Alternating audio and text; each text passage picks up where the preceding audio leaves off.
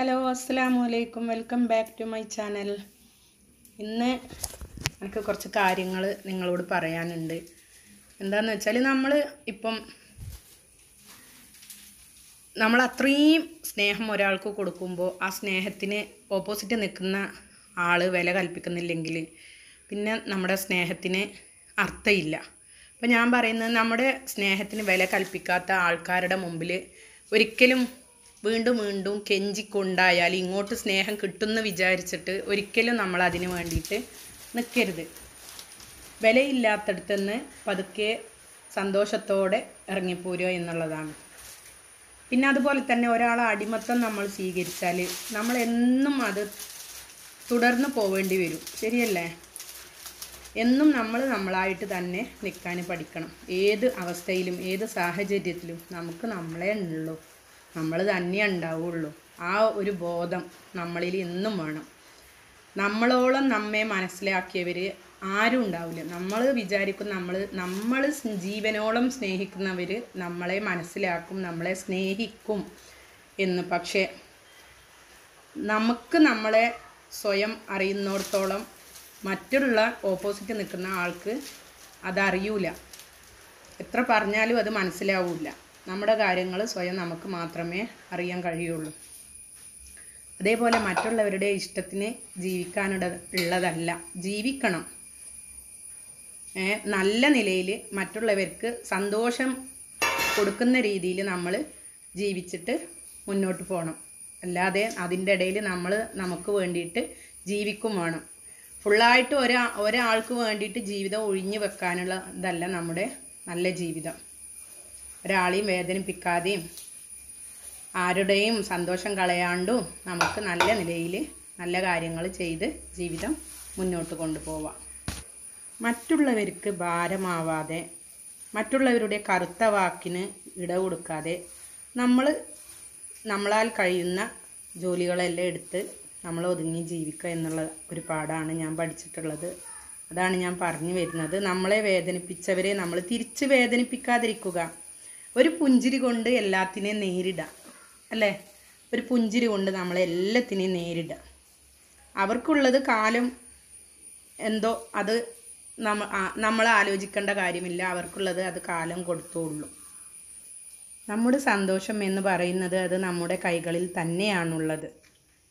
മറ്റുള്ളവരിൽ അത് നമ്മൾ കാണുന്നതിലാണ് നമ്മൾ ചെയ്യുന്ന ഏറ്റവും വലിയ തെറ്റ്, അല്ലേ? മറ്റുള്ളവരാണ് നമ്മുടെ സന്തോഷം, മറ്റുള്ളവരിലാണ് നമ്മുടെ ഹാപ്പിനെസ്, ജീവിതം എന്നെല്ലാം വിചാരിച്ച് ഇരുന്നിട്ട് ജീവിതം മുന്നോട്ട് പോകുമ്പോഴാണ് നമുക്ക് ഈ വിഷമങ്ങളും സങ്കടങ്ങളും നിരാശയും എല്ലാം വരുന്നത്. സന്തോഷം എന്ന് പറയുന്നത് നമ്മളിൽ തന്നെ ഉള്ളൊരു സംഗതിയാണ്. നമ്മൾ തന്നെ കണ്ടെത്തി നമ്മുടെ ജീവിതം നല്ല നിലയിൽ ആക്കേണ്ട ഒരു കടമ നമുക്ക് തന്നെയാണ്. അത് വേറൊരാളിലും നമ്മൾ കാണരുത്. ശരിയല്ലേ? നമ്മളിപ്പം എല്ലാം കൊണ്ടും നമ്മൾ വിചാരിക്കുന്ന പോലെ തിരിച്ച് നമുക്ക് കിട്ടുന്നില്ലെങ്കിൽ ചിലരെ അടുത്തറിയുമ്പോഴാണ് എന്താകുന്നത്, അവരുടെ മെൻറ്റാലിറ്റി, അവരുടെ സ്വഭാവം, നമ്മളോട് ബിഹേവ് ചെയ്യുന്ന കാര്യങ്ങളിൽ, അപ്പോൾ നമ്മൾ പഠിക്കുന്ന പാഠങ്ങൾ, ഇതൊക്കെയാണ് ജീവിതം എന്ന് പറയുന്നത്. അപ്പം എങ്ങനെയും നമ്മളിൽ ഒതുങ്ങിയിട്ട് മറ്റുള്ളവർക്ക് ഭാരമാവാണ്ട് നമ്മളാൽ കഴിയുന്ന കാര്യങ്ങളെല്ലാം ചെയ്തുകൊണ്ട് ജീവിതം മുന്നോട്ട് കൊണ്ടുപോകാൻ നോക്കുക. അതിനോളം വരൂല ഒന്നും. നമുക്ക് നമ്മളെ അറിയുന്ന പോലെ മറ്റുള്ളവർക്ക് അറിയൂല എന്ന വലിയൊരു സത്യം തന്നെയാണ് ഞാൻ നിങ്ങളോട് പറയുന്നത്. ഇത്രയും ജീവിച്ച് ജീവിതകാലം ഇത്രയും എത്തിയതിൻ്റെ അടിസ്ഥാനത്തിൽ മാത്രം പറയുന്ന കാര്യങ്ങളാണ്. നമ്മൾ കഴിയുന്നിടത്തോളം മറ്റുള്ളവർക്ക് ഒരു ഭാരമാവാണ്ടും മറ്റുള്ളവരെ ഡിപ്പെൻഡ് ചെയ്യാണ്ടും എങ്ങനെയെങ്കിലും നമ്മൾ നല്ല രീതിയിൽ കഷ്ടപ്പെട്ടിട്ടായാലും, നല്ലോണം കഷ്ടപ്പെട്ടാൽ അതിൻ്റെ ഒരു റിസൾട്ട് വരും എന്നുള്ളത് ഷുവറാണ്. അപ്പം ഒരാൾക്ക് ഭാരമാവാണ്ട് നമ്മൾ ഒരാളെയും ഡിപ്പെൻഡ് ചെയ്യാണ്ട് നമ്മളിങ്ങനെ സന്തോഷത്തോട് കൂടിയിട്ട് ജീവിച്ച് മുന്നോട്ട് പോവുക. സങ്കടങ്ങളുണ്ടാവും, നിരാശയുണ്ടാവും, എല്ലാതും ഉണ്ടാവും. സന്തോഷം മാത്രമല്ല ജീവിതം, എല്ലാം ഉണ്ടാവും. എല്ലാം നമ്മൾ അതിനെല്ലാം ഓവർകം ചെയ്ത് മുന്നോട്ട് പോകാൻ നമ്മൾ പഠിക്കണം. സമാധാനിപ്പിക്കാനും അല്ലെങ്കിൽ കുറച്ച് സന്തോഷം തരാനും ചുറ്റുമുള്ളവരെല്ലാം ഉണ്ടാവും. എത്രത്തോളം വരും അതെല്ലാം, അല്ലേ? ഞാൻ എപ്പോഴും ചിന്തിക്കും, നമുക്ക് നമ്മളെ വേദന മറ്റുള്ളവരോട് സന്തോഷമായാലും വേദനയായാലും അത് വാഗൊണ്ട് നമ്മൾ പറയുമ്പോൾ അന്ന് മറ്റുള്ളവരെ അറിയുന്നത്. എന്നുവെച്ചാൽ നമ്മൾ അനുഭവിക്കുന്നതിൻ്റെ അത്രത്തോളം ഒരു ഇത് വരുന്നില്ല നമ്മൾ മറ്റുള്ളവരോട് പറയുമ്പോൾ, അവർ കേൾക്കുമ്പോൾ. അപ്പോൾ അതുകൊണ്ട് നമ്മളെ അറിയുന്നത് നമ്മൾക്ക് മാത്രമാണ്. നമ്മുടെ ശരി ഈ പറയുന്ന മറ്റുള്ളവർക്ക് ശരിയായിട്ട് തോന്നണം എന്നില്ല കേട്ടോ.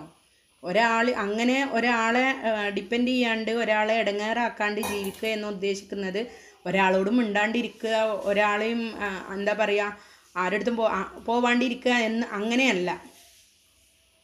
ഞാൻ പറഞ്ഞത് മനസ്സിലായില്ലേ? നമ്മൾ മരണം വരക്കും എല്ലാവരുമായിട്ട് ഒരാളെയും വേദനിപ്പിക്കാണ്ട് മറ്റുള്ളവർക്ക് നമ്മളാൽ കഴിയുന്ന സഹായങ്ങൾ ചെയ്തു കൊടുത്തുകൊണ്ട് നമ്മൾ നല്ല രീതിയിൽ ജീവിച്ച് മുന്നോട്ട് പോവുക എന്നുള്ള വലിയൊരു പാഠം ഞാൻ പഠിച്ചിട്ടുണ്ട്. അപ്പോൾ അത് നിങ്ങളുമായിട്ട് ഷെയർ ചെയ്യുന്നതാണ്. നിങ്ങൾ വിചാരിക്കോ ഇതെല്ലാം ചെയ്യുന്നത് എന്തിനാന്ന്? ഈ ഭക്ഷണം ആക്കുന്ന എൻ്റെ മക്കൾക്ക് സ്നാക്സിനുള്ള മുരിങ്ങയില ബജിയാണ് കേട്ടോ. അവർക്ക് 10 മണി 10:30 ആകുമ്പോഴത്തേക്ക് സ്കൂളിൽ നിന്ന് എന്തെങ്കിലും സ്നാക്സിനെല്ലാം വേണമെന്ന് പറഞ്ഞാൽ ഇടയ്ക്ക് എപ്പോഴെങ്കിലും ഇങ്ങനെ ഓരോന്ന് പൊരിച്ചു കൊടുക്കും. നല്ല ടേസ്റ്റാണിത്. എല്ലാവരും ഒന്ന് ഉണ്ടാക്കി നോക്ക്. ഞാൻ എൻ്റെ ജീവിത പാഠം കൊണ്ട് പഠിച്ച കുറേ കാര്യങ്ങളാണ് നിങ്ങളുമായിട്ട് ഷെയർ ചെയ്യുന്നത്. അതിൽ നിങ്ങൾക്ക് ശരിയെന്ന് തോന്നുന്നത് എടുക്കാം, അല്ലാത്തത് തള്ളിക്കളയാം. നമുക്ക് ശരിയെന്ന് തോന്നുന്നത് ഞാൻ പറഞ്ഞില്ലേ, മറ്റുള്ളവർക്ക് ശരിയായി കൊള്ളണമെന്നില്ല. അപ്പോൾ എനിക്ക് ശരിയെന്ന് തോന്നുന്ന കാര്യങ്ങളാണ് എൻ്റെ കൂട്ടുകാരോട് ഞാൻ ഷെയർ ചെയ്യുന്നത്. ഇഷ്ടപ്പെട്ടിട്ടുണ്ടെങ്കിൽ നിങ്ങളൊന്ന് ലൈക്ക് ചെയ്യുക, മാത്രമേ പറയാനുള്ളൂ. പിന്നെ മക്കൾക്ക് ഇന്ന് ചോറ് വേണമെന്ന് പറഞ്ഞിട്ടുണ്ടായിരുന്നു, പക്ഷേ അപ്പോഴത്തേക്ക് സമയം വൈകിപ്പോയിക്ക്. കുറേ കറികളും എന്താ പറയുക, ചക്കക്കുരു പൊരിച്ചു കൊടുക്കണം, പിന്നെ പപ്പടം വേണം, അതെല്ലാം പറഞ്ഞിനേനും. അപ്പോൾ ഞാൻ എന്താക്കി, പപ്പടം എല്ലാം പൊരിച്ചു കൊടുത്ത് ഞാൻ പറഞ്ഞു ഇന്ന് സ്കൂളിൽ നിന്ന് ചോറ് കഴിച്ചോ എന്ന് പറഞ്ഞിട്ട് വിട്ട് സ്നാക്സും കൊടുത്തയച്ച് വന്നിട്ട് കൊടുക്കാമല്ലോ, നല്ല രീതിയിൽ കൊടുക്കാമല്ലോ അല്ലേ. ഇപ്പോൾ ഈ പച്ചമീൻ ഇറച്ചി എല്ലാം ആവുമ്പം ഒരു മടുപ്പ് തന്നെയല്ലേ. അപ്പോൾ ഇടയ്ക്ക് നല്ല പച്ചക്കറിയും നല്ല നാടൻ എന്താ പറയുക കറികളും ചോറെല്ലാം കഴിക്കുമ്പോൾ അതിൻ്റെ ടേസ്റ്റ് വേറെ ഒന്ന് തന്നെ. ഇന്ന് എനിക്ക് നല്ല ഉണക്ക ചെമ്മീൻ ഉണ്ടാവുമല്ലോ, അപ്പോൾ അത് തേങ്ങ അരച്ച് വെച്ചതാണ് പുളിയിലിട്ടിട്ട്. പിന്നെ മുരിങ്ങയില ഞാൻ താളിച്ച്, ബജി ഉണ്ടാക്കിൻ്റെ ബാക്കി മുരിങ്ങയില ചപ്പുണ്ടേനു, അപ്പോൾ അതങ്ങനെ താളിച്ച്. പിന്നെന്താ പപ്പടം പൊരിച്ച്, ചക്കക്കുരു പൊരിച്ച്, നല്ല മാങ്ങ അച്ചാറും ഉണ്ടേനു. രാവിലത്തെ അവിൽ എപ്പോൾ നമ്മൾ മുട്ട അല്ലെങ്കിൽ പിന്നെ ബ്രെഡ് അങ്ങനെ വാട്ടിയിട്ടൊക്കെയാണ് കൊടുക്കാറ്. അപ്പം ഞാനെന്താക്കി ഇന്ന് അവിലും പഴവും തേങ്ങയെല്ലാം കുഴച്ചിട്ടാണ് മക്കൾക്ക് കൊടുത്തത്. അത് കഴിഞ്ഞിട്ട് പിന്നെ അങ്ങനെ ഒന്നും അവിലെല്ലാം തിന്നു കഴിഞ്ഞാൽ വയറിനൊരു ഭാരമല്ലേ, അപ്പോൾ അധികം ഒന്നും വേണ്ടെന്ന് പറഞ്ഞതിനെ കൊണ്ട് വേഗത്തിൽ തന്നെ ചോറും കറികളെല്ലാം അവിടെ ആക്കി.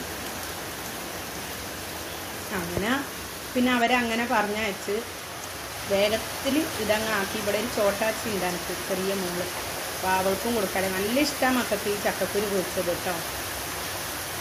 എപ്പൊന്നും ആക്കി കൊടുക്കാറൊന്നുമില്ല, എനിക്ക് മടിയത് ചുരണ്ടിയിട്ട് എടുക്കണ്ടേ, അതിൻ്റെ മടി കൊണ്ട് എപ്പൊന്നും ആക്കാറൊന്നുമില്ല.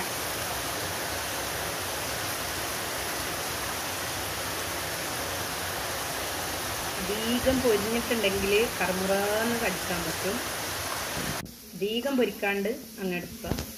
അപ്പോൾ അത് നല്ല കാണാൻ തന്നെ നല്ല ചേല് അല്ലേ.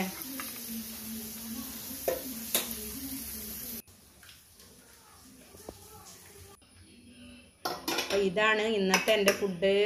നല്ല നാടൻ ചോറും കറികളും ഒക്കെയാണ്. എല്ലാവർക്കും വീഡിയോ ഇഷ്ടപ്പെട്ടിട്ടുണ്ടെങ്കിൽ ഒന്ന് ലൈക്ക് ചെയ്യുക, നിങ്ങളെ കൂട്ടുകാർക്ക് വീഡിയോ ഒന്ന് ഷെയർ ചെയ്യുക. സബ്സ്ക്രൈബ് ചെയ്യാത്ത എൻ്റെ നല്ല കൂട്ടുകാരുണ്ടെങ്കിൽ ഒന്ന് സബ്സ്ക്രൈബ് ചെയ്യുക. എൻ്റെ ഈ ചാനൽ നിങ്ങളെല്ലാവരും കണ്ട് സപ്പോർട്ട് ചെയ്യാമെന്ന് മാത്രമേ എനിക്ക് പറയാനുള്ളൂ. ജീവിതമല്ലേ, നമ്മുടെ സുഖദുഃഖ സമ്മിശ്രമാണ് എന്നെല്ലാം പറയുന്നത് കേട്ടിട്ടുണ്ട്. അപ്പോൾ അതാണ് ജീവിതത്തിൽ ഒരുപാട് ഇറക്കങ്ങളെല്ലാം സ്വാഭാവികമാണ്. ഞാൻ എൻ്റെ ഒരു മനസ്സിൽ തോന്നിയ കാര്യങ്ങളാണ് നിങ്ങളുമായിട്ട് ഷെയർ ചെയ്തത്. അപ്പോൾ എല്ലാവർക്കും ഇഷ്ടപ്പെട്ടിട്ടുണ്ടാവുമെന്ന് ഞാൻ വിചാരിക്കുന്നു കേട്ടോ. ഇത്രയൊക്കെ ഉള്ളൂ. എല്ലാവരും ദുആ ചെയ്യുക, നിങ്ങളെ നല്ല ദുആയിൽ എന്നെയും എൻ്റെ കുടുംബത്തെയും ഉൾപ്പെടുത്തുക.